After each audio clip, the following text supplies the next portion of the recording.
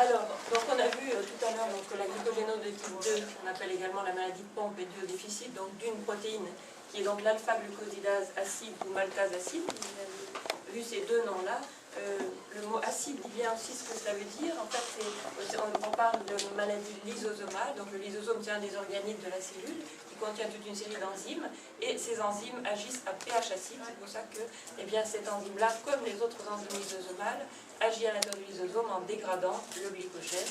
De même que d'autres enzymes lysosomales dégradent d'autres composés. Et l'absence de ces enzymes entraîne l'accumulation de ces composés qui n'arrivent plus à se dégrader. C'est pour ça qu'on parle de maladie de surcharge. Donc la glycogénose, c'est aussi une maladie de surcharge comme les autres maladies lysosomales. Donc le gène qui est en cause, c'est le gène GAA, dont vous avez entendu parler, qui est situé donc sur un des chromosomes, sur le chromosome 17.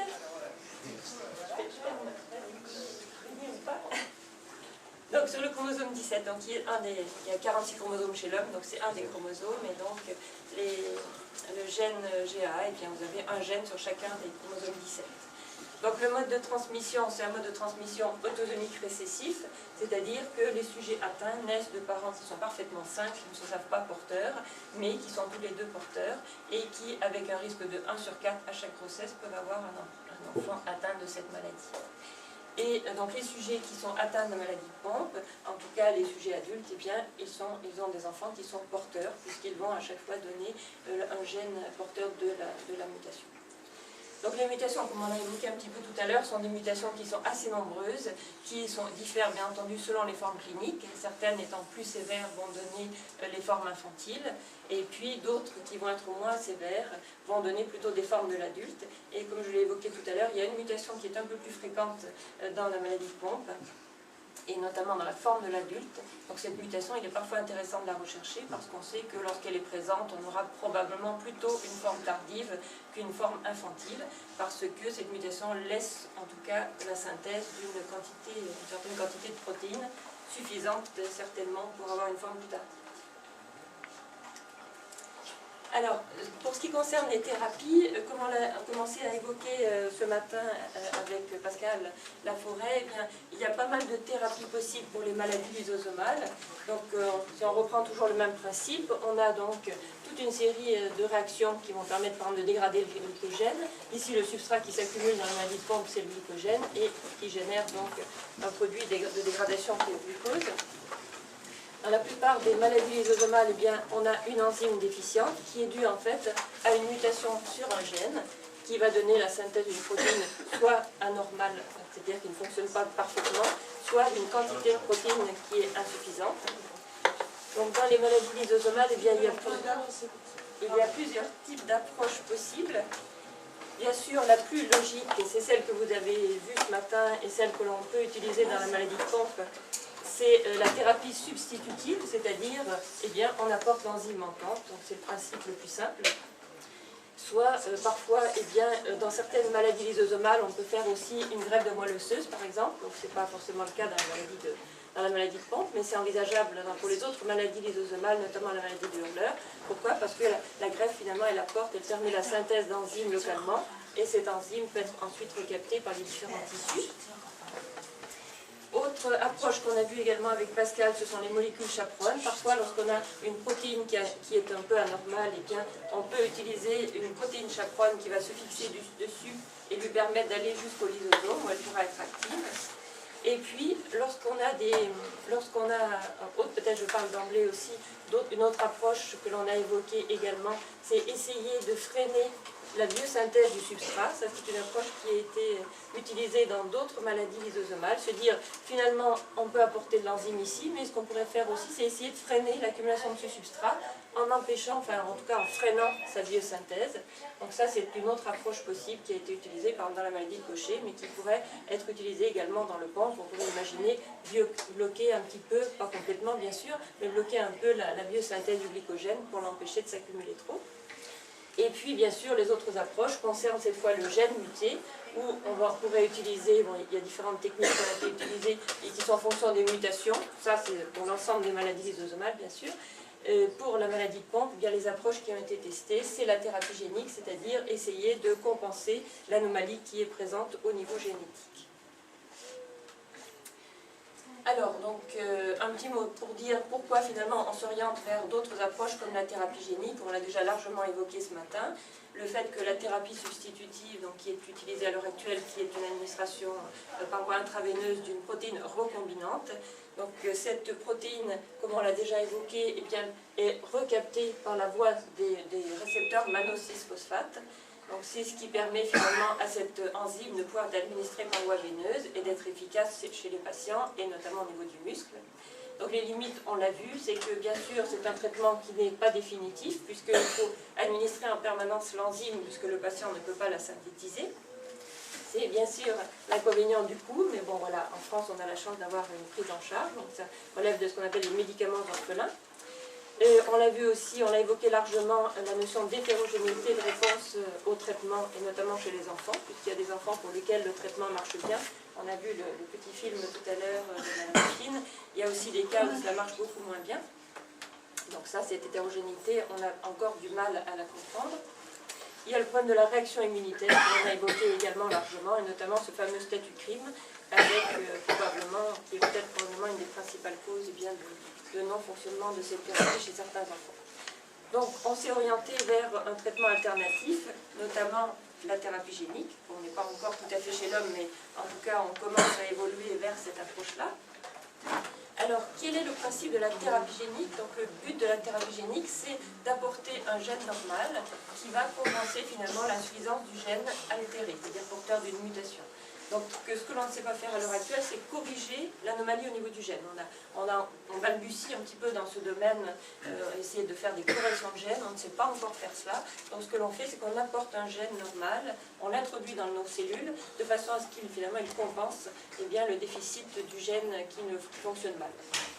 Alors comment est-ce qu'on fait ça? Eh bien, on utilise ce qu'on appelle un vecteur. Donc les vecteurs utilisés le plus souvent, je vais l'évoquer, ce sont plutôt des vecteurs viraux. Pourquoi? Parce que les virus finalement c'est un petit peu leur job d'infecter nos cellules. Donc on s'est dit que, eh bien finalement, pourquoi ne pas utiliser leur capacité à infecter les cellules à la condition bien entendu d'enlever tout ce qui peut entraîner des risques bien entendu pour le patient. Alors en thérapie génique, il y a deux grandes voies qui sont possibles.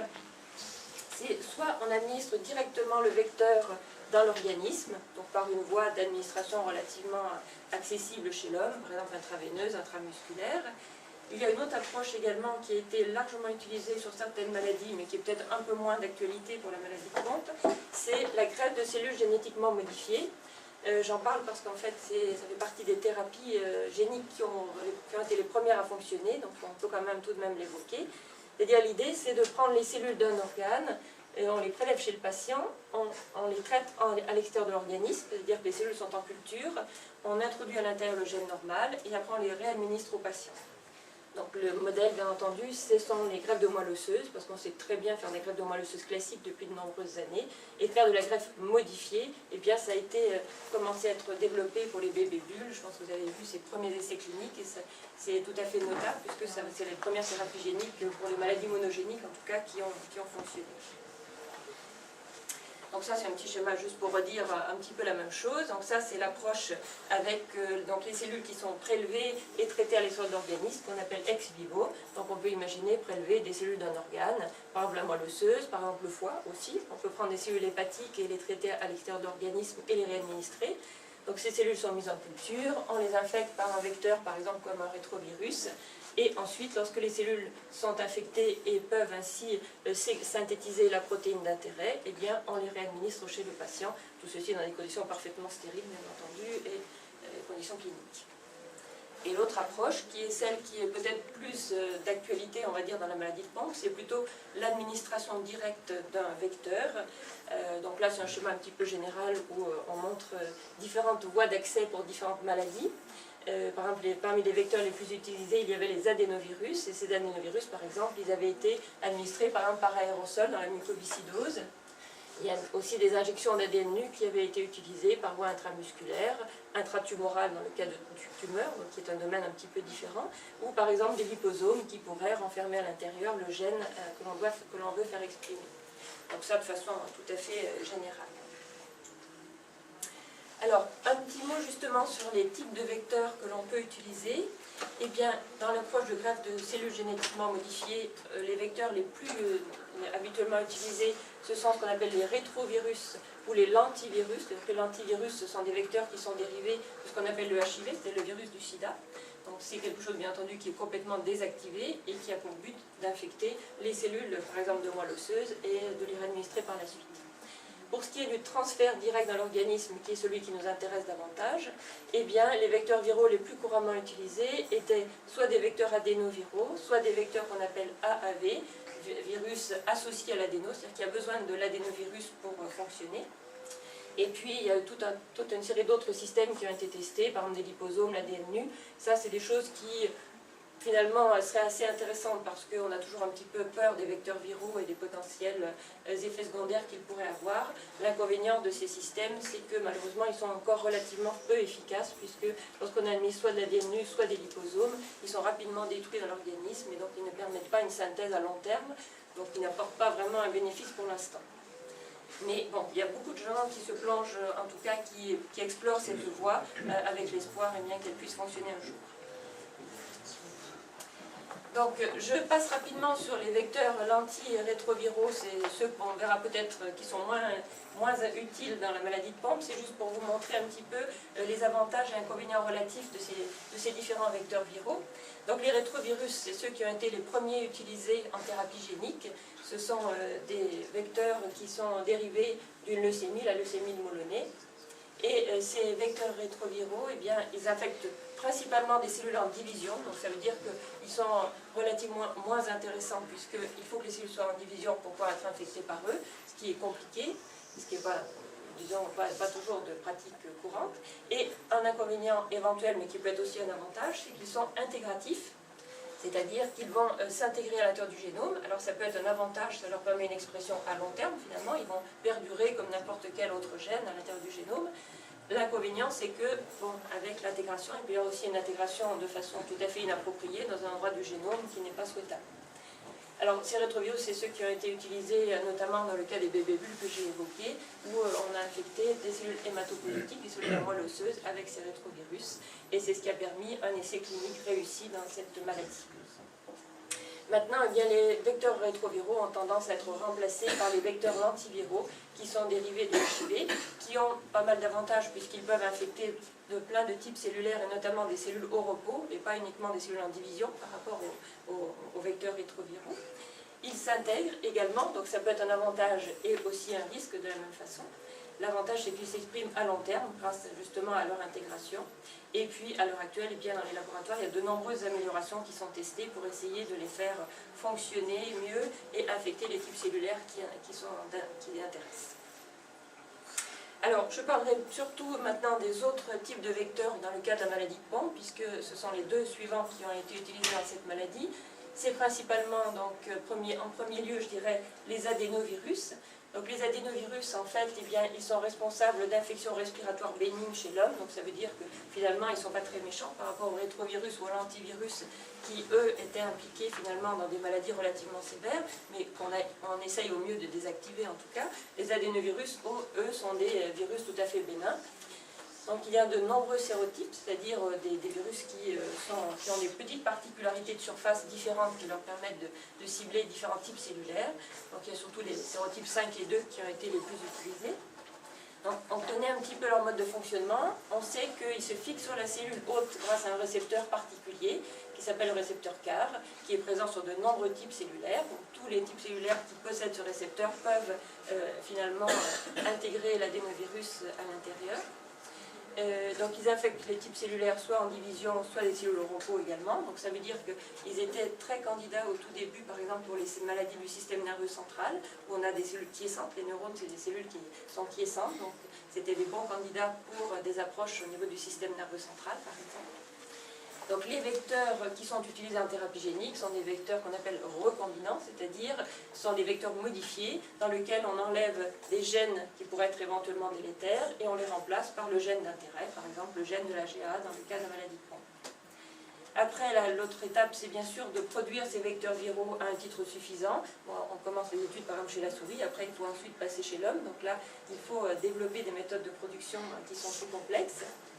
Et puis leur inconvénient majeur, c'est qu'on s'est rendu compte très vite en fait qu'ils déclenchaient une réponse immunitaire, ce qui veut dire que eh bien, très souvent, lorsqu'on les administrait, soit au niveau du système nerveux, soit au niveau des poumons, eh bien, on avait une réaction inflammatoire qui se développait et une élimination des cellules infectées par ces virus. Et du fait eh bien, de cela, on ne pouvait pas les réadministrer, puisqu'ils avaient déclenché une réponse immunitaire et ils sont ensuite reconnus par l'organisme.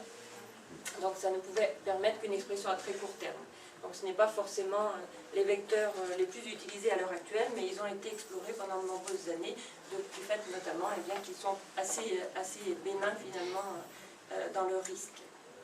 Les autres vecteurs qui étaient assez intéressants sont les AAV, donc les vecteurs associés à l'adénovirus, qui sont là encore des petits virus non pathogènes.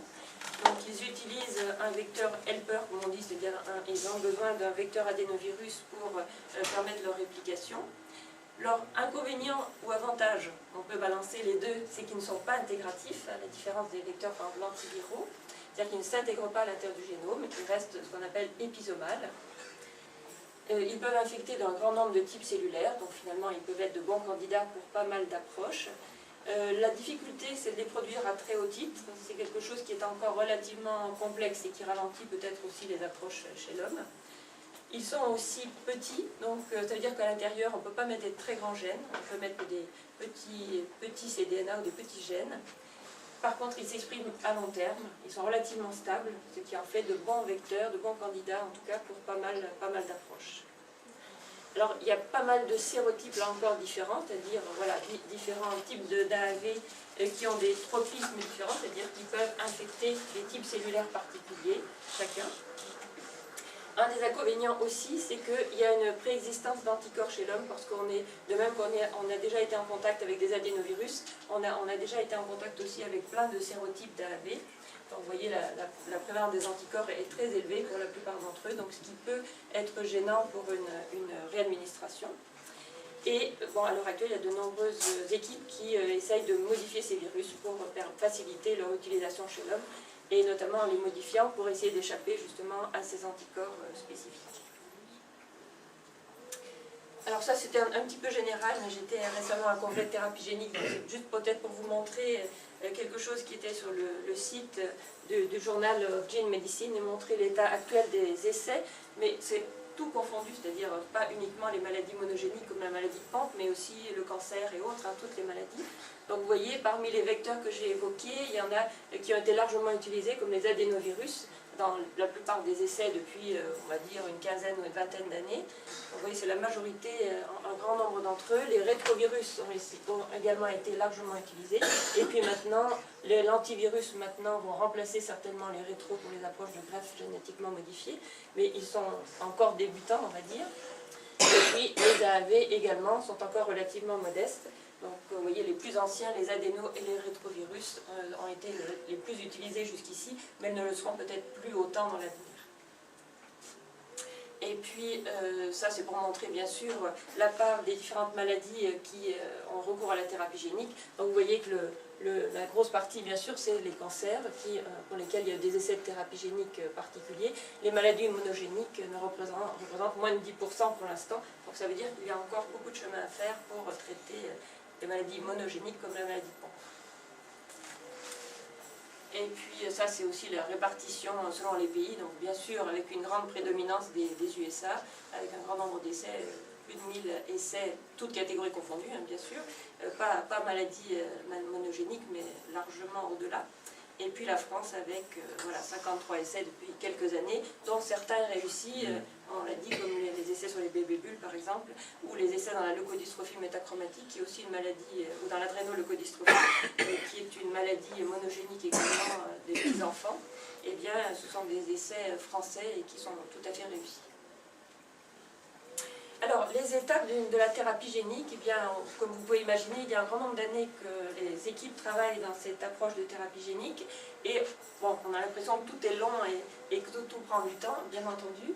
Il y a plein d'étapes à franchir, comme on peut l'imaginer. D'abord, démontrer que les vecteurs que l'on a vecteurs, par exemple, adénoviraux ou AAV, contenant notre gène d'intérêt, eh bien, vont infecter les cellules cibles de la maladie et qu'elles sont capables de faire exprimer le gène d'intérêt. Bon, ça, c'est une étape qui est généralement relativement facile à franchir, puisqu'elle se passe in vitro dans des boîtes de culture, par exemple. Donc ça, c'est relativement facile à faire. L'étape suivante est parfois un petit peu plus compliquée et plus longue, c'est démontrer ensuite la faisabilité et l'efficacité in vivo dans un modèle animal de la maladie. Donc là, il faut essayer de trouver la meilleure voie d'administration, bien entendu, la mise au point de toutes les techniques d'analyse.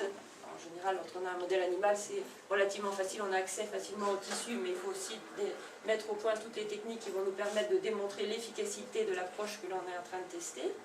Ensuite, il faut démontrer l'efficacité à long terme. Alors, quand on dit à long terme, ça veut dire qu'il faut attendre longtemps. Donc, ça veut dire que pour la vie d'un chercheur, parfois, c'est compliqué parce qu'il faut attendre 6 mois, 1 an, 2 ans pour démontrer que l'efficacité est présente. Et puis, après, on est parfois aussi limité par les modèles animaux. Par exemple, eh bien, une souris vit 2 ans. Donc, ça veut dire qu'au-delà de 2 ans, on ne peut pas démontrer qu'on a une efficacité au-delà de cette période-là.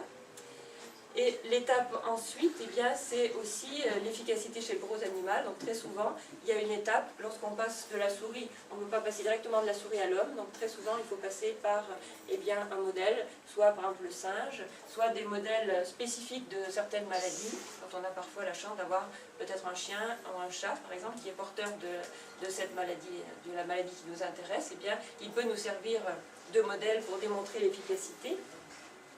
Mais là encore, on est encore avec des délais qui sont relativement longs parce que, bien entendu, un chien se reproduit moins vite qu'une souris et il a aussi une portée qui est moins grande que celle d'une souris. Donc c'est pour vous montrer pourquoi aussi la thérapie génique c'est long, ça prend du temps parce que bien, nos outils, on est un petit peu dépendant de nos outils et notamment par exemple des animaux, des choses comme ça. Et puis la fabrication des vecteurs et la démonstration de leur efficacité. Donc voilà, donc dans la maladie de Pompe, eh bien, on a... Avant de démarrer une thérapie génique dans la maladie de Pompe, bien entendu, il y a un outil qui est indispensable, comme dans toutes les approches de thérapie génique, c'est de disposer d'un modèle animal. Parce que, bien entendu, on ne prépare pas un vecteur et on n'administre pas d'emblée à l'homme, il faut le tester par des étapes logiques. D'abord sur des cellules en culture, et puis ensuite sur un modèle animal qui va mimer un petit peu plus ce qui peut se passer éventuellement chez l'homme. Alors, dans la maladie de Pompe, il y a eu 2 modèles qui ont été utilisés. Il y a un modèle qui est une caille japonaise. Alors là, j'ai montré la version caille japonaise en bon état, on va dire. Une caille japonaise qui est... J'ai pas trouvé d'image du modèle peut-être réel. Bon, j'ai pris une caille japonaise sur Internet, mais bon, ça doit ressembler à quelque chose comme ça, je crois.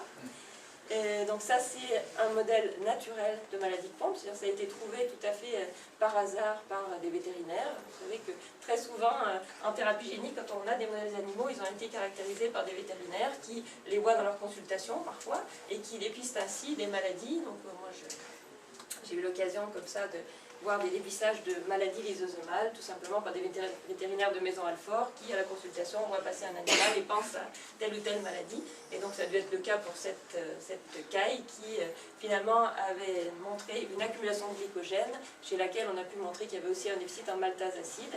Donc c'était un animal qui n'avait plus la capacité à voler, donc il y avait vraiment une faiblesse musculaire, et avec des signes qui apparaissaient dans les premières semaines. Donc bien sûr, ce n'est pas forcément un modèle très facile à utiliser. Donc le modèle que l'on a essayé d'utiliser pour mettre au point une thérapie génique, ça a été une souris. Alors on n'a pas forcément des vétérinaires pour dépister les anomalies chez la souris. Donc ce que l'on fait, c'est qu'on crée des modèles animaux. Donc ces modèles, c'est ce qu'on appelle des modèles knockout. Ça dit bien ce que ça veut dire. Ça veut dire qu'on détruit le gène, c'est-à-dire qu'on altère le gène de façon à ce que, eh bien, il puisse donner chez l'animal eh bien, la maladie que l'on voudrait mimer, hein, qui serait l'équivalent de la maladie humaine.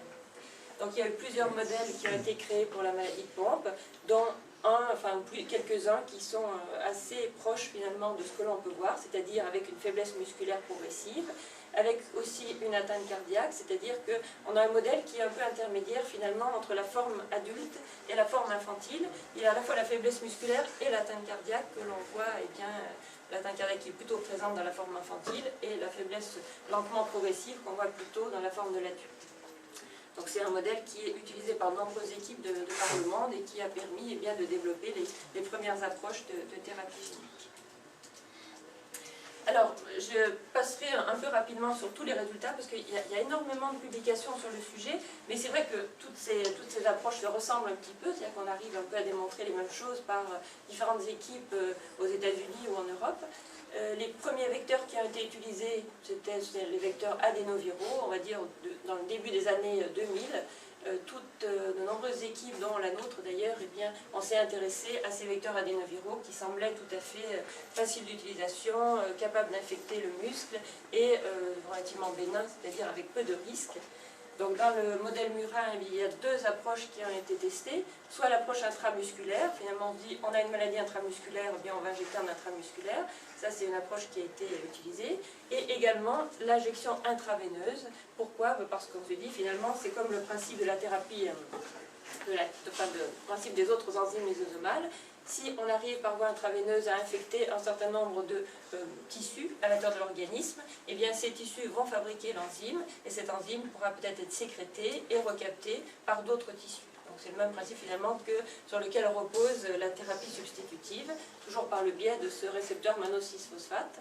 Donc dans les premiers essais, eh bien, on a montré qu'effectivement, que ce soit par voie intraveineuse ou par voie intramusculaire, on peut restaurer une activité alpha-glucosidase dans le plasma. Par voie intramusculaire, bien entendu, on a une forte activité au niveau du muscle, c'est-à-dire dans le muscle injecté, on a une activité qui est bien sûr relativement importante.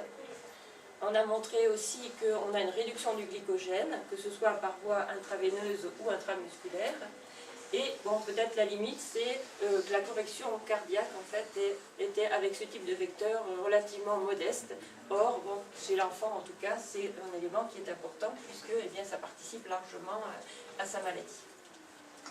Je crois que j'ai une petite diapo où je vous montre, ça c'était des résultats que nous avions nous-mêmes obtenus il y a quelques années, pour vous montrer, eh bien, dans ce modèle animal par injection intramusculaire directe, ça c'est l'activité de l'alpha-glucosidase, ça c'est par exemple au niveau du muscle injecté, ici ce sont des souris normales, là c'est les souris qui ont la maladie, donc qui n'ont quasiment pas d'enzymes, et puis ici dans le muscle injecté, évidemment, on a une quantité importante d'enzymes qui est restaurée. Par contre, dans le muscle contralatéral, c'est-à-dire celui qui n'a pas été injecté, eh bien, on voit qu'on arrive à augmenter l'activité, mais pas tout à fait du même niveau que dans le muscle normal. Et puis au niveau du cœur, on a aussi une restauration qui est relativement modeste. Si on regarde par contre le glycogène, donc le glycogène, c'est lui au contraire, il n'est pas effondré, mais il est au contraire très élevé, puisque c'est le produit qui s'accumule dans la maladie de Pompe. Eh bien, dans les souris normales, on n'a pas de glycogène accumulé. Dans les souris non injectées, on a une quantité importante de glycogène accumulé. Et puis, dans le muscle injecté ou aussi dans le muscle non injecté, eh bien, on voit qu'il y a quand même une réduction tout à fait significative de ce glycogène. Donc, vous voyez déjà des outils qui étaient intéressants parce qu'ils permettaient d'apporter de l'activité GAA, de diminuer le glycogène, donc vraiment un effet thérapeutique, a priori. Mais avec la limite que, bien entendu, on était quand même assez limité, notamment au niveau cardiaque. Alors dans les années qui ont suivi, il y a de nombreuses équipes qui ont travaillé sur les vecteurs AAV. Donc là, j'ai essayé de faire un résumé plutôt des résultats parce qu'il y a eu vraiment de nombreux essais avec, vous le voyez, un grand nombre de sérotypes. Donc certains testant l'AAV1, l'AAV2, l'AAV8, l'AAV9, etc. Avec les deux modes d'administration finalement qui sont les plus utilisables dans cette maladie, la voie intramusculaire directe ou la voie intraveineuse, avec un peu plus bien entendu de tests pour la voie intraveineuse, parce que comme on peut imaginer, la maladie de Pompe c'est une maladie certes qui atteint les muscles, mais on ne peut pas injecter chaque muscle pour le guérir, donc le plus simple ce serait d'utiliser la voie intraveineuse, si on pouvait imaginer que par cette voie-là, on puisse corriger finalement plus largement l'ensemble des muscles de l'organisme. Donc les périodes d'administration aussi, ça a été testé chez la souris en période néonatale et à l'âge adulte, parce qu'il est important finalement de mimer les deux, de voir est-ce que finalement si on faisait une administration très précoce, quasiment avant les signes, eh bien on va être efficace, mais est-ce qu'à l'âge adulte, lorsqu'il y a éventuellement le développement des premiers signes ou les premières accumulations de glycogène, est-ce qu'on sera encore efficace? Donc les deux étaient importants à tester. Et donc les résultats qui ont été obtenus par ces différentes équipes, bien sûr, ils ont montré que eh bien, les résultats varient en fonction de la dose d'AAV administrée, qu'elle dépend également du sérotype. Donc par exemple, un des sérotypes qui a pas mal fonctionné, c'est notamment la AAV9, qui est capable d'infecter un grand nombre de types de fibres différentes, mais bon, d'autres ont également donné des résultats tout à fait significatifs. Avec la plupart de ces vecteurs, on a obtenu une correction biochimique, c'est-à-dire la capacité de restaurer l'activité de l'alpha-glucosidase acide et une réduction du glycogène dans la plupart des tissus, notamment au niveau du cœur, où on avait une restauration de la fonction, une diminution de l'épaisseur de la paroi ventriculaire, et également une restauration au niveau des muscles et au niveau du diaphragme. Et ce qui était important également, c'est une restauration de la force musculaire chez la souris. Alors, comme on parlait tout à l'heure des tests de marche, alors évidemment chez la souris on ne fait pas un test de marche parce que bon, la souris n'obéit pas tout à fait à ce qu'on lui demande.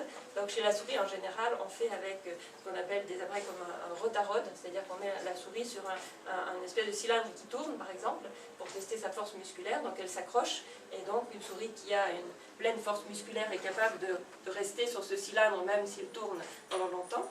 Mais une souris qui perd sa force musculaire eh bien, va tomber plus vite de ce cylindre. Donc vous voyez, il faut adapter, on n'a pas les mêmes méthodes que chez l'homme, donc il faut adapter à la souris et trouver les méthodes qui vont nous permettre eh bien, de visualiser une éventuelle restauration.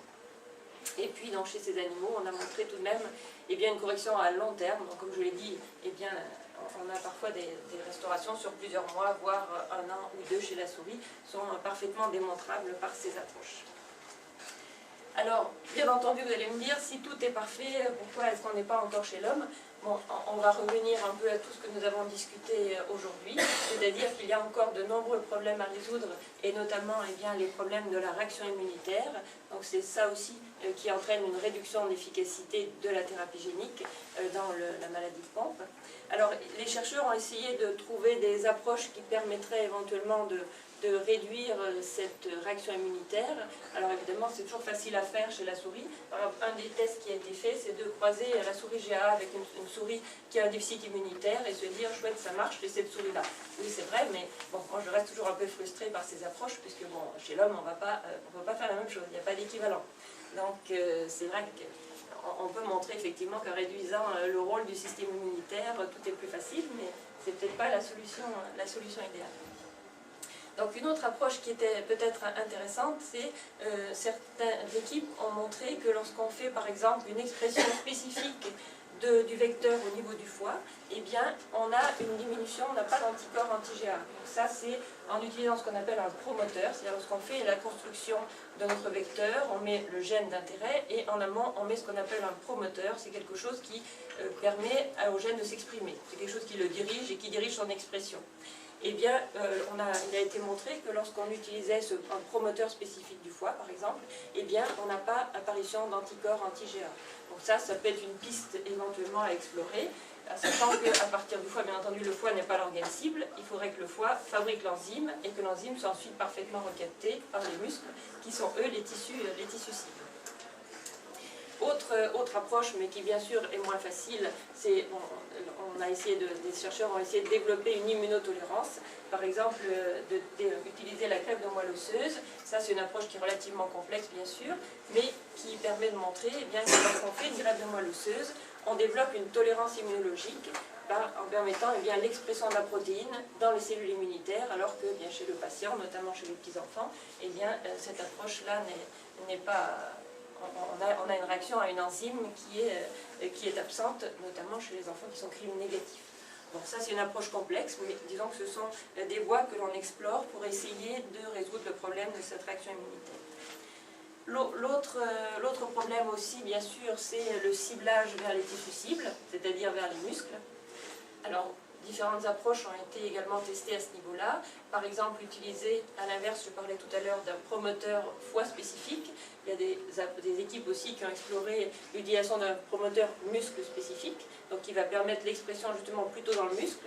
Bon, ça ne va pas exclure peut-être le problème de la réaction immunitaire. Enfin, vous voyez, c'est un équilibre qui est un petit peu compliqué. Utilisation aussi peut-être de sérotypes qui ont ce qu'on appelle un tropisme musculaire, c'est-à-dire qui vont infecter plus spécifiquement les muscles. Par exemple, la V8 a un tropisme assez musculaire et donc eh bien, par des injections intraveineuses chez ces animaux, eh bien, on obtient une bonne correction au niveau du plasma, au niveau du cœur, au niveau du diaphragme. Mais ça, le modèle a été testé chez des souris immunodéficientes, donc toujours avec le problème de la réaction immunitaire qui persiste. Et puis, donc l'autre problème aussi que l'on a déjà évoqué également aujourd'hui, c'est le fait eh bien, que l'on a aussi une résistance peut-être des fibres musculaires à la thérapie. Ça a été évoqué dans le cadre des approches d'enzymothérapie.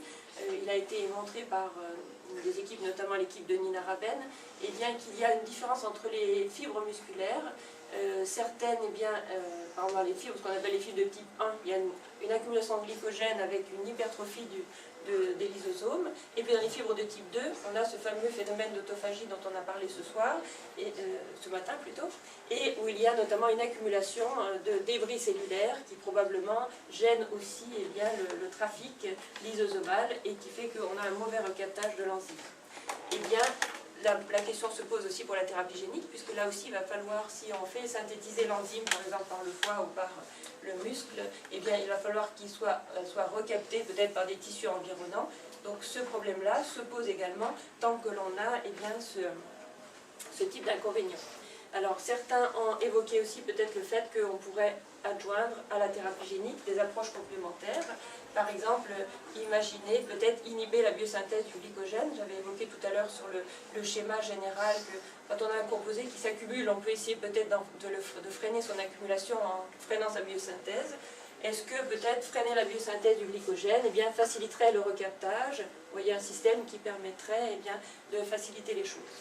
Ce sont des approches qui sont actuellement explorées par différentes équipes et peut-être que dans les années à venir, on aura un composé qui pourra peut-être favoriser l'efficacité ou de la thérapie substitutive ou de la thérapie génique qui aurait, elle, l'avantage bien sûr d'être à plus long terme que la thérapie substitutive.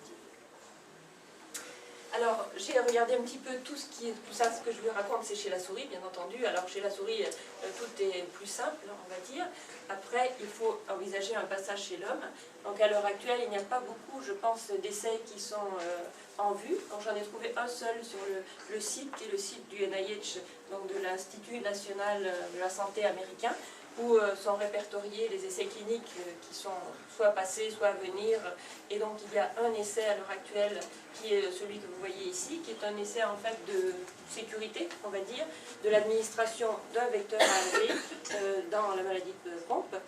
Donc cette étude, c'est une étude, donc le endpoint comme on dit, le but de l'étude c'est de voir la sécurité de ce composé.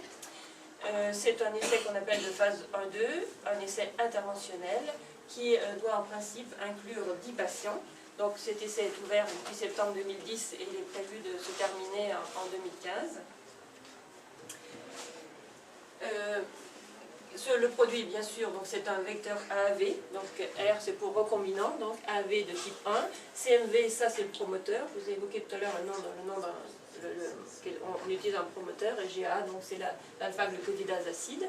Donc le but c'est de l'administrer au niveau du diaphragme, puisque le diaphragme est un des organes atteints et qui bien entendu joue sur la respiration, donc c'est un élément essentiel. Donc l'injection sera faite au niveau du diaphragme sous vidéothoracoscopie, peut-être mes collègues diront un peu plus précisément le côté invasif de cette approche que je connais peut-être pas vraiment personnellement. Donc il y a deux doses différentes qui sont utilisées et les critères d'inclusion, donc ce sont des sujets jeunes entre 2 et 18 ans qui sont sous ventilation assistée. Donc le lieu de l'essai c'est à l'université de Floride avec investigateur principal Barry Burns, donc, qui est bien connu de Pascal, qui est un des leaders dans le domaine, et essai qui est actuellement encore, je crois, en cours de recrutement, enfin, sur ce qui est sur le site en tout cas. Et donc, ça c'est un petit schéma que j'ai sorti d'un des articles justement de Barry Burns, où on voit donc l'administration, le suivi sur au moins 1 an, avec les tests éventuellement, tests au niveau de la réponse immune, notamment aussi des tests de sécurité, c'est le endpoint principal de cet essai, et puis des tests de la fonction pulmonaire qui vont être faits à différents temps. Donc on le voit ici, c'est en 100 jours, oui. Donc à 14 jours, à 90 jours, 180 jours, 270 et 365 jours. Donc pour évaluer l'efficacité de cette administration d'un AAV recombinant sur la fonction pulmonaire. Donc je crois que j'ai une dernière diapo pour terminer, pour dire que voilà, à l'heure actuelle, il y a encore pas mal de questions qui se posent bien entendu. C'est bien sûr faire exprimer la protéine dans tous les organes atteints, donc dans tous les muscles où on a besoin de les faire s'exprimer et à un taux suffisant. Il faut qu'on restaure une activité enzymatique suffisante dans chacun des muscles qui le nécessitent. Le choix de la voie d'administration, bon, on a l'impression qu'à l'heure actuelle, on s'oriente plus vers des voies intraveineuses peut-être que des voies intramusculaires, qui sont relativement plus complexes, puisqu'il est difficile d'injecter vraiment tous les muscles de l'organisme, mais bon, à voir par la suite. Le moment du traitement, bon ça bien sûr, c'est peut-être plus chez la souris que chez l'homme. Chez l'homme, le moment du traitement, c'est quand eh bien, le patient a besoin de ce traitement. Ou peut-être le dépistage néonatal que l'on a évoqué, mais on en a parlé des limites et des complications ce matin. Le problème de la réaction immunitaire qui reste toujours présent, le problème de la sécurité, donc ça avec les vecteurs adéno ou AAV, peut-être qu'on n'a pas de risque de ce qu'on appelle la mutagénèse insertionnelle, qui est le cas pour les vecteurs lentiviraux ou lentis ou rétroviraux. Le mutagène insertionnel, ça veut dire s'insérer un endroit inapproprié au niveau du génome et entraîner un effet délétère de type leucémie ou autre, ce qui a malheureusement été le cas pour les petits bébés bulles il y a quelques années. Et puis, bien sûr, la production des virus au titre suffisant. Donc ça, ce qui est un challenge aussi clinique, de les produire en conditions GMP et à des titres suffisants pour administrer chez l'homme, puisque entre une souris qui pèse 20 grammes et un petit enfant ou un adulte, évidemment, on change complètement d'échelle de production. Et ensuite, espérer une expression à long terme de ce vecteur. Voilà. Je vais m'arrêter là.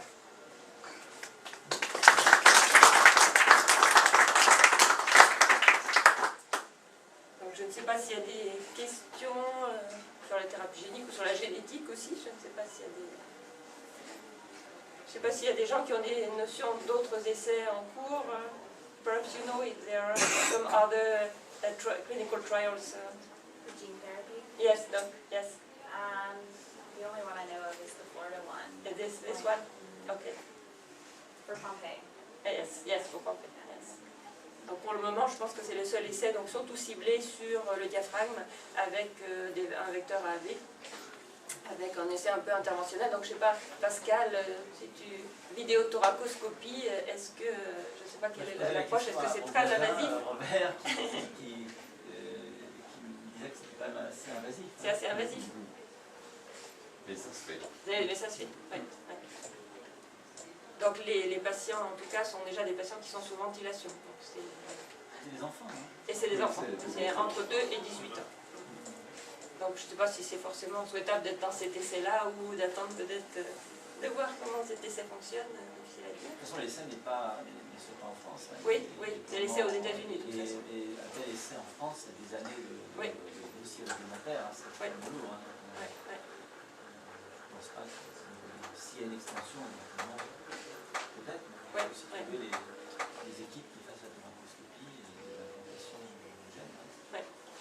Donc c'est vrai qu'on reste encore un peu frustré parce qu'on a l'impression d'avoir en thérapie génique des outils qui fonctionnent, mais c'est vrai que finalement on reste avec les mêmes questionnements encore qu'avec la thérapie génique, c'est-à-dire notamment de la réaction immunitaire et autres.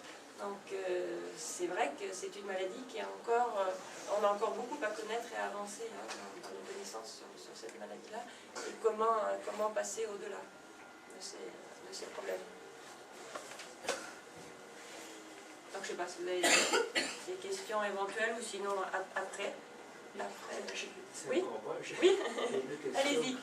Qui va être difficile à poser parce que moi-même je ne la comprends pas très bien. Dites-moi. J'espère qu'on va y arriver dans le bateau.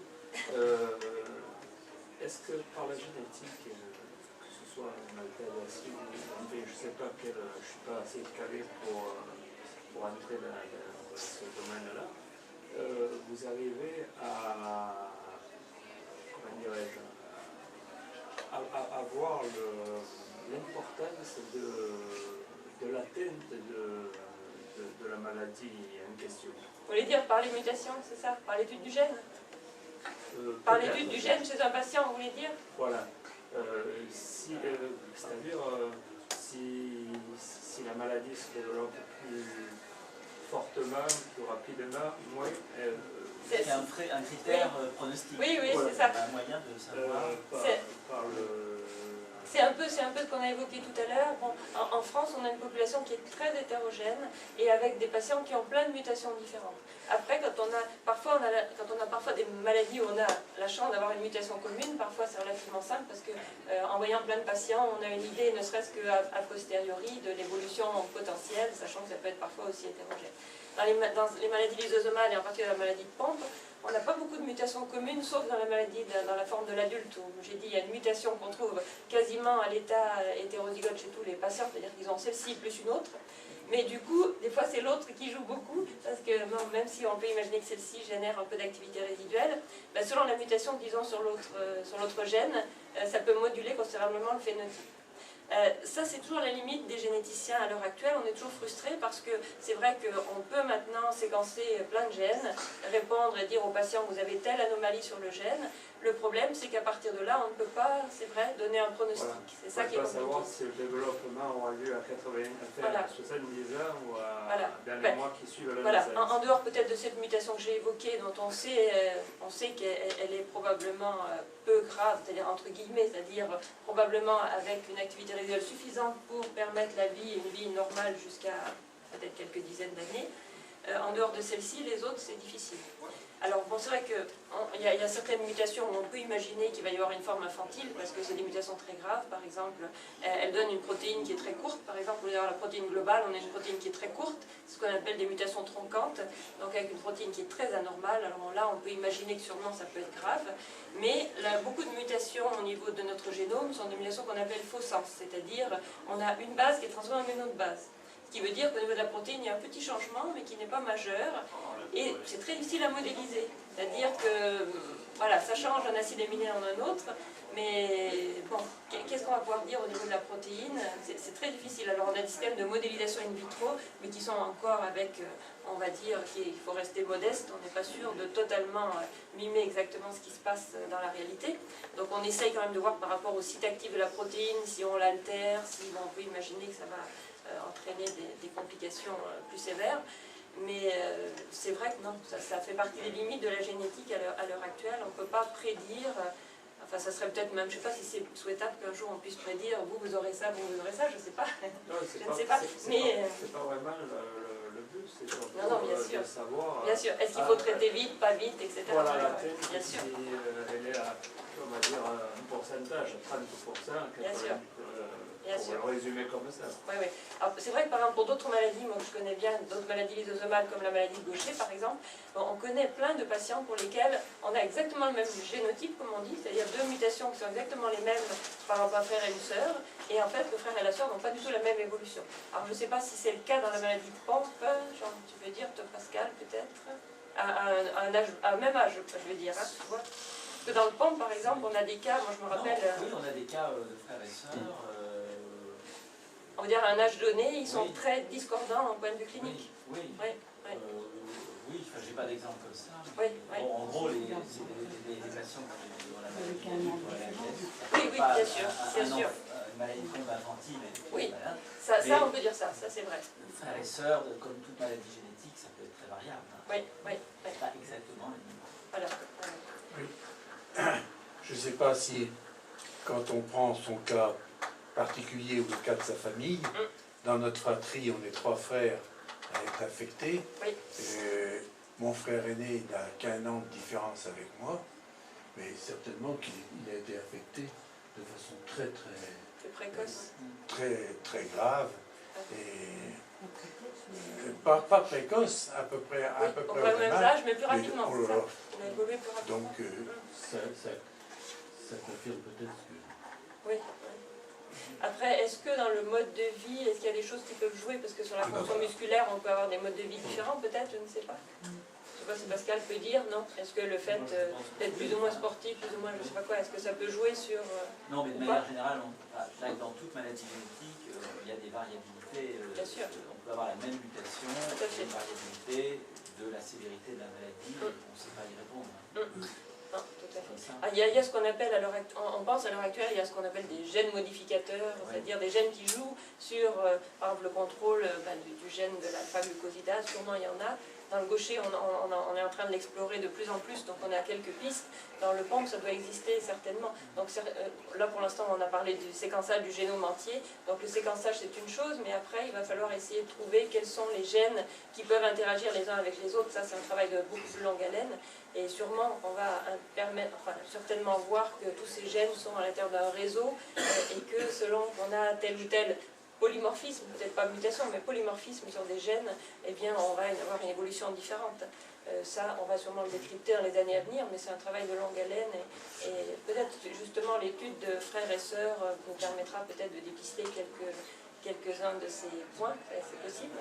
C'est possible, mais pour l'instant, on va dire qu'on balbutie, on ne peut pas vraiment avoir de valeur pronostique à la réponse que l'on donne à l'heure actuelle. Mais ça évoluera peut-être dans les années à venir, je l'espère.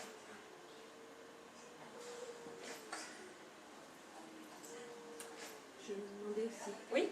hormis frères et sœurs, d'autres membres de la famille peuvent-ils demander à avoir un test de dépistage? Oui, bien sûr, le conseil génétique, bon maintenant il y a des généticiens dans tous les CHU, donc vous pouvez aller consulter et demander bien entendu à être dépisté. Alors il faut savoir que bien sûr pour les généticiens, il y a une question qui se pose très souvent, c'est vous êtes par exemple le frère ou la sœur d'une personne qui a la maladie, alors on va vous dépister, on va vous dire vous n'êtes pas porteur, vous allez être tranquille. Si on vous dit vous êtes porteur, la deuxième question qui va se poser c'est quel est le statut de votre conjoint. Donc ça c'est toujours la question la plus compliquée dans les maladies récessives, c'est-à-dire qu'est-ce qu'on fait pour le conjoint. Alors par le dosage enzymatique, c'est pas très facile de dépister des sujets porteurs, enfin pour la maladie de Pompe en particulier. Après, est-ce qu'on doit séquencer le gène GAH et le conjoint? Est-ce qu'on doit dépister peut-être la mutation commune, mais finalement la mutation commune c'est celle de la forme adulte, est-ce qu'il faut le faire? Ça pose beaucoup de questions, hein, donc après c'est au cas par cas je dirais. Alors on peut globalement, les généticiens sont généralement rassurants en disant voilà, si même vous êtes porteur, si votre conjoint est pris au hasard dans la population générale, n'est pas apparenté avec vous, n'est pas originaire d'une même région, etc., il y a peu de risques de se rencontrer, mais bon, avec Pascal, on connaît déjà des familles où il y a eu malheureusement des récidives, et moi je l'ai vu aussi pour d'autres maladies lysosomales, donc bien entendu, c'est purement lié au hasard tout cela, et bon, c'est vrai que c'est compliqué, hein, c'est compliqué, c'est pas un risque zéro bien sûr, mais bon, c'est un risque relativement faible parce qu'on a affaire à des maladies rares, on n'est pas dans la mucoviscidose ou dans la myopathie, hein. Peut-être la fréquence de la maladie c'est peut-être 1 pour 40 000 ou quelque chose comme ça, ou peut-être dans cet ordre-là. Si on regarde la mucoviscidose, ça doit être de l'ordre de 1 pour 3000 ou quelque chose comme ça. Donc on n'est pas dans les mêmes dimensions, vous voyez. Mais bon, bien sûr, hein, les gens qui sont touchés par une maladie, pour eux, c'est du 100%. Donc je comprends que c'est une inquiétude qui existe, hein, tout à fait.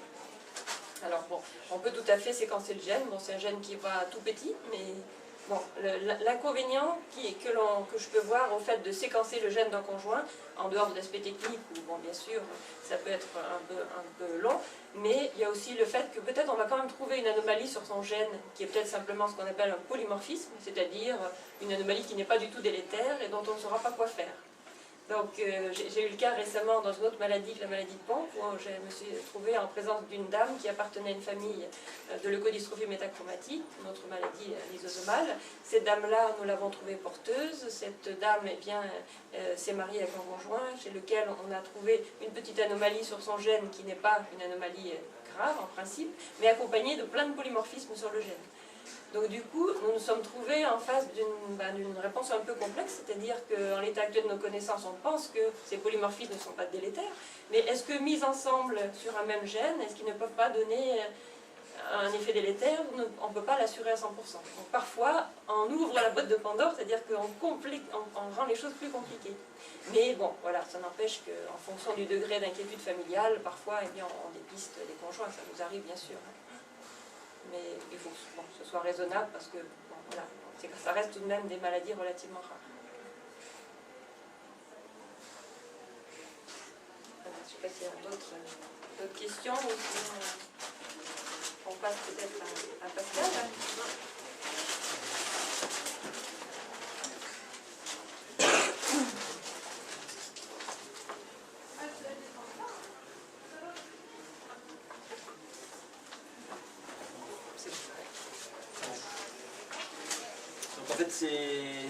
Cette présentation, on devait la faire ensemble avec un collègue, Pierre Portero, qui a travaillé à la stimologie et qui travaille à l'hôpital Rothschild maintenant.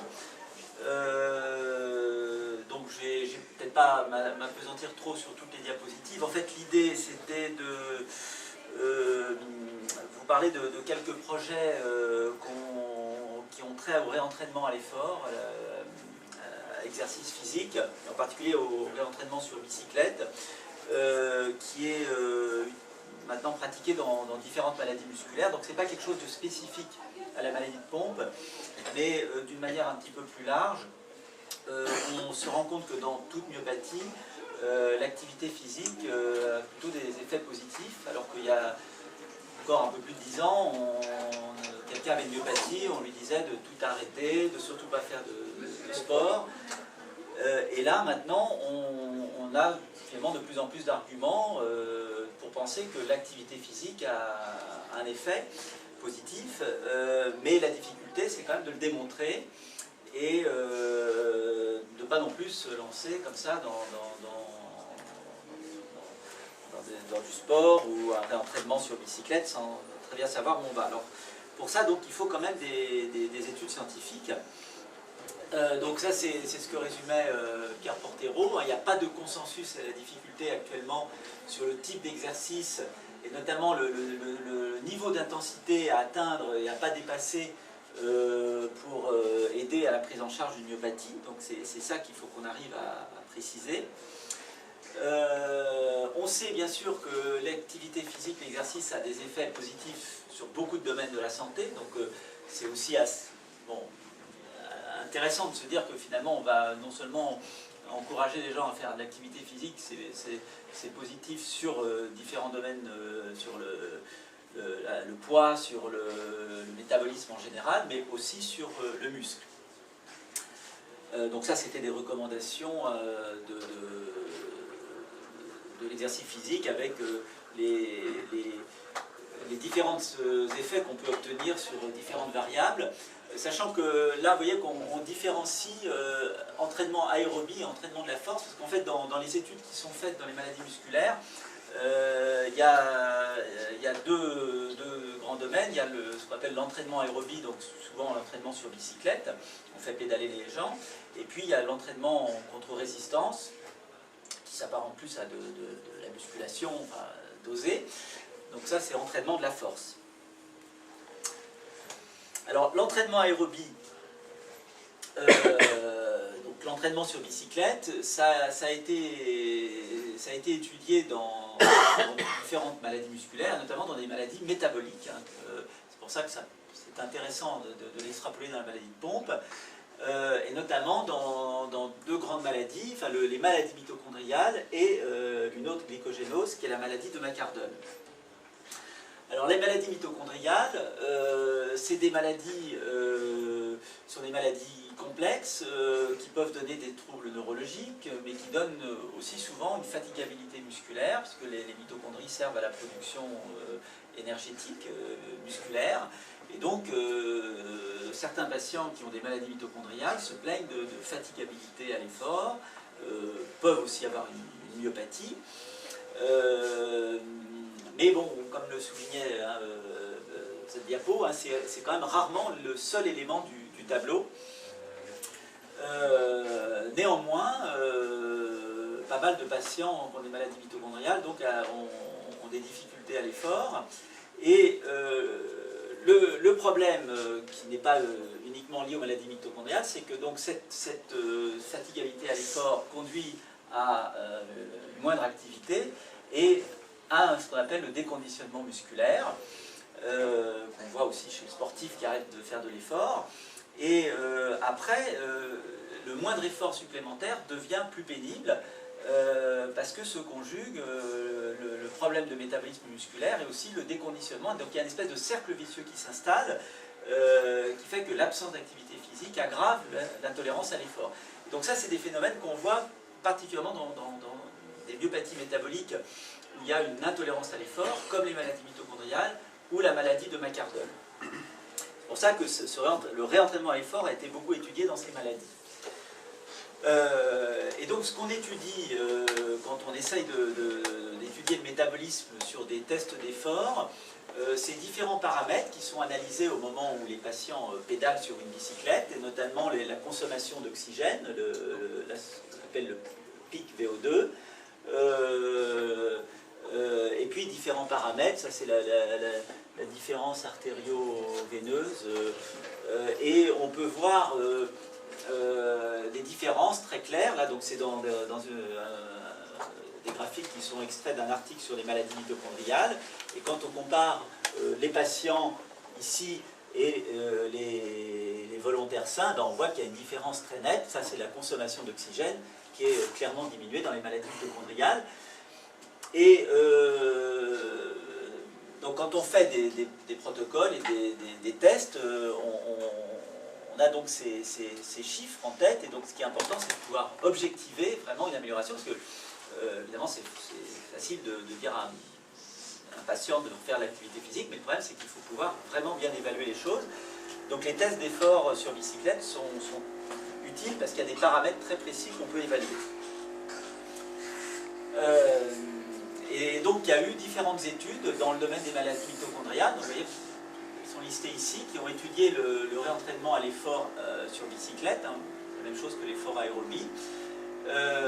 Après des périodes d'entraînement variables, donc en général c'est 3 mois, 6 mois maximum. Dans ces études, eh bien, on évalue les capacités d'effort sur bicyclette avant et après effort, en faisant faire des tests assez poussés où on mesure la capacité d'effort maximale, la puissance maximale avant et après une période de réentraînement. Et ce réentraînement, qu'est-ce que c'est? Ben, c'est en fait de demander aux patients de faire des exercices de pédalage chez lui 3 fois par semaine, 3 ou 4 fois par semaine, mais avec des consignes très précises. Et l'intensité de l'effort, la fréquence cardiaque à atteindre, la durée de l'effort, tout ça est codifié.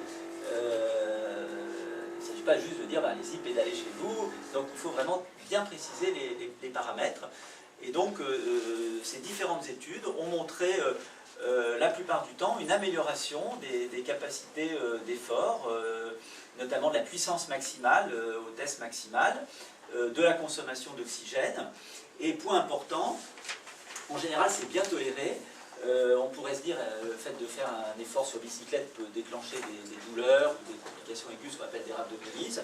Et en fait, dans ces études, en général, il n'y a pratiquement jamais eu même je crois à ma connaissance, jamais eu de complications. Donc ce réentraînement est bien toléré et efficace sur l'intolérance à l'effort dans les maladies mitochondriales. Parmi les études qui ont été faites, il y a en plus dans certains travaux des études sur les biopsies musculaires, des patients qui ont été biopsiés, et on a mesuré le pourcent d'ADN muté, l'activité enzymatique, et on a pu voir dans certains cas des améliorations de l'activité enzymatique sur la biopsie musculaire. Là, c'est des études qui deviennent un petit peu plus lourdes parce qu'on fait un petit prélèvement, en général c'est une biopsie aux 3/4, avant et après les épreuves d'effort.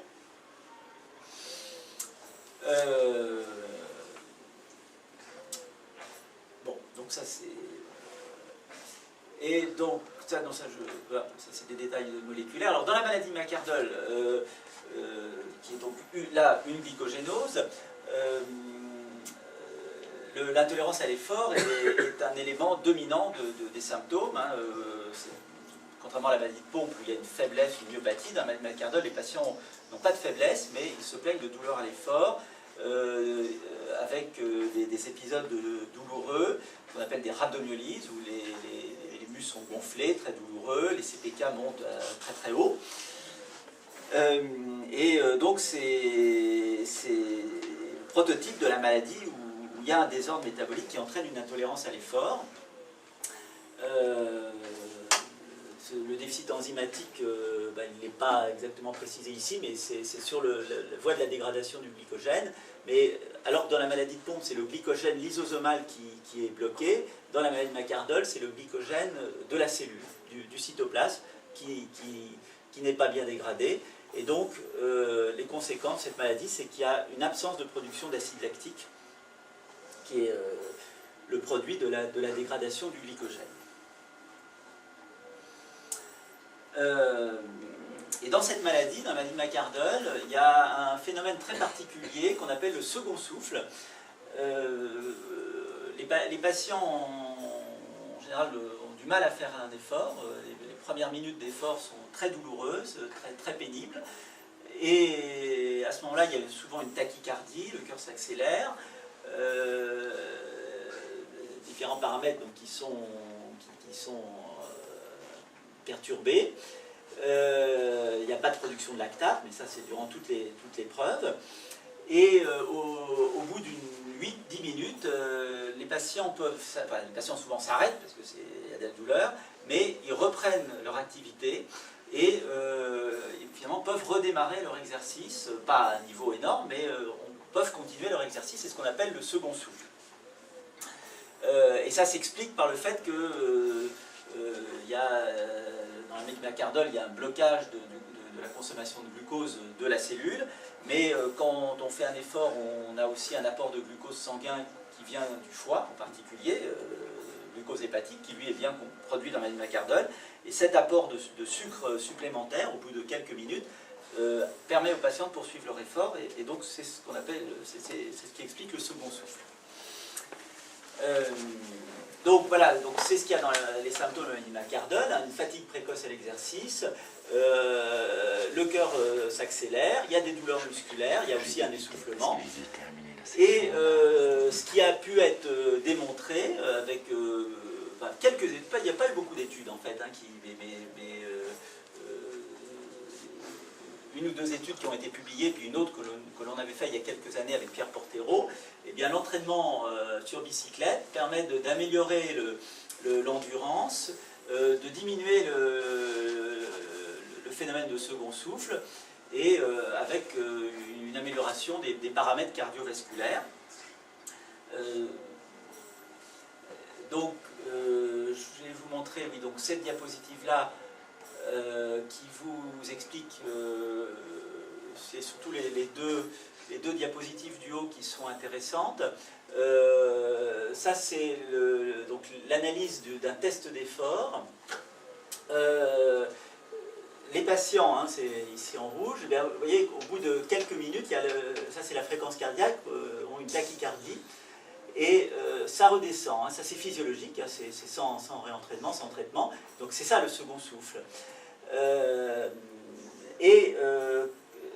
Chez un sujet sain, eh bien, la fréquence cardiaque est beaucoup moins importante, la tolérance à l'effort est meilleure.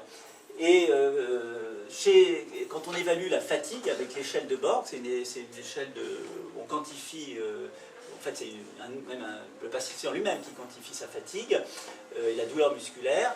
Dans la maladie de myocardiole, il y a dans les premières minutes une fatigue musculaire et des douleurs qui fait que l'échelle de Borg est élevée, alors que chez les sujets sains, vous voyez, la tolérance à l'effort est quand même relativement bonne. Donc c'est avec ces paramètres-là qu'on peut analyser, objectiver la tolérance à l'exercice. Et là, bon, il y a aussi la mesure de consommation d'oxygène, et en bas à droite, c'est des paramètres d'électromyographie. Hein, ça. Et donc, nous, on avait mené une étude à l'Institut de myologie il y a quelques années maintenant, avec 8 patients qui ont participé à l'étude, 5 volontaires sains. Pendant 8 semaines, ils s'étaient entraînés sur bicyclette. Donc vous voyez, on avait vraiment précisé bien les choses, c'est ça qui est capital pour bien évaluer. À 60% de leur force maximale, enfin de leur capacité maximale d'exercice, pendant 30 à 45 minutes, à raison de 3 séances par semaine. Et un suivi biologique était fait, bien entendu. Et il y a eu une comparaison avant et après l'entraînement, de l'effet de l'entraînement avec des questionnaires, ça c'est un questionnaire de qualité de vie, et surtout des tests qui mesuraient d'une part la force et d'autre part l'ergocycle, donc c'est la bicyclette ergométrique. Et donc ici vous voyez donc les principaux résultats. Avant entraînement, training, donc c'est avant le réentraînement, les patients ont tous un second souffle, bien sûr, mais après entraînement, bon, le second souffle persiste, mais il est diminué en termes d'intensité, donc la fréquence cardiaque diminue, ce qui veut dire que la tolérance à l'exercice est meilleure, et tout au long de l'épreuve, donc ça c'est les données qui sont poolées de tous les patients, ben, la fréquence cardiaque reste inférieure après entraînement, donc ce qui est un très bon argument confirmant la meilleure tolérance à l'effort. L'échelle de douleur, de fatigue, eh bien, avant entraînement, elle est ici, alors qu'après entraînement, elle est beaucoup plus basse, donc ça veut dire que la tolérance ressentie par le patient est beaucoup meilleure. Et ça, c'était des paramètres électromyographiques qui montraient également qu'il y avait une amélioration de l'excitabilité musculaire qui allait dans le sens de l'amélioration clinique.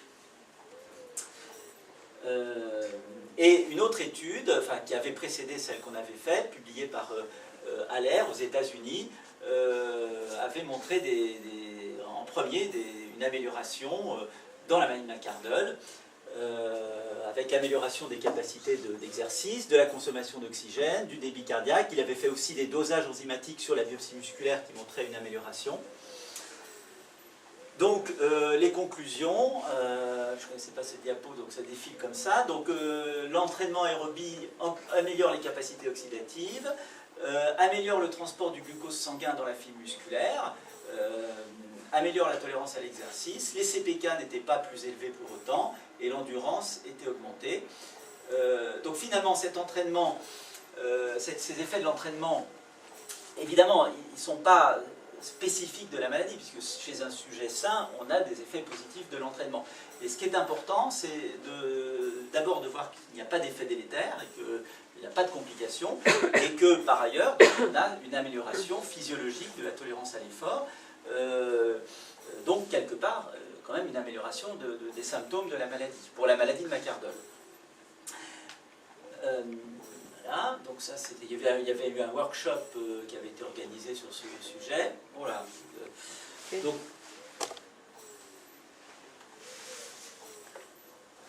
toute façon, je crois qu'il n'y a plus de... Là, j'ai pas de diapo sur... Il y avait autre chose, tu crois? Voilà. On n'a plus à faire défiler... Tu as besoin de... C'est pas grave. En profiter.